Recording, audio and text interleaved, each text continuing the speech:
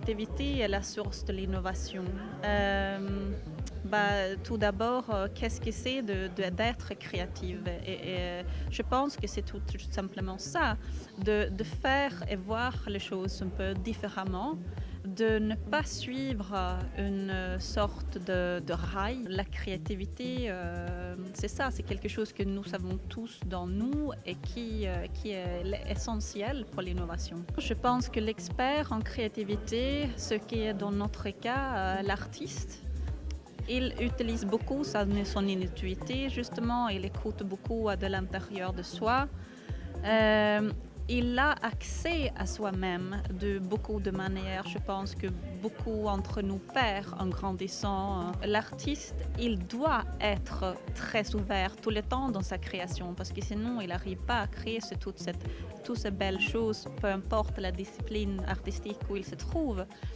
Donc je pense qu'il a beaucoup de choses à apporter à l'entreprise en termes de le relationnel entre évidemment les individus dans les équipes, entre le management, entre les équipes, par rapport à l'innovation, la création d'un produit, d'un service, de penser très différemment, donner d'autres points de vue inattendus peut-être que l'entreprise n'attend pas ou ne peut pas sortir eux-mêmes. Ça a été montré dans la recherche que les entreprises plus créatives, peu importe s'ils sont intégrés vraiment la compétence créative dans leurs équipes ou s'ils prennent l'aide des artistes, des créateurs de l'extérieur, ils ont plus de succès. Il faut évidemment que ce soit un artiste qui est passionné, qui est intéressé par le changement, par un transfert de ses compétences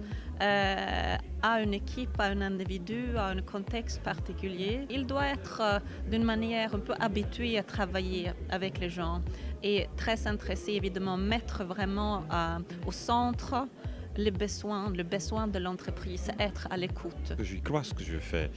Et je trouve aussi une grande vérité ce que je fais, surtout dans la musique classique. Je dirige des orchestres au monde où on me demande. J'écris aussi beaucoup de choses sur l'être humain comme aujourd'hui, sur l'émotion.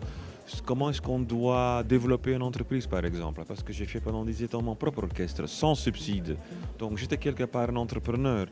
Et tout est venu chez moi un peu naturel. Le coaching, diriger des orchestres, un peu tout. Et c'est tellement intéressant la vie, je trouve, que aider les gens avec l'art et en même temps coaching avec l'art, on est heureux. Je me suis retrouvé plusieurs fois face à un besoin de réflexion et d'ouverture d'esprit, de brainstorming comme on appelle, et être très souvent limité, soit personnellement, soit dans l'ensemble de l'équipe, par des codes de conduite, des obligations opérationnelles qui nous sont imposées ou qu'on se laisse imposer. Et donc ce besoin de voir ailleurs, d'aller réfléchir, de prendre un bol d'air avec une autre manière de penser, c'est quelque chose qui devenait nécessaire. Et c'est un risque qu'il faut prendre pour pouvoir être après plus efficace et plus profitable.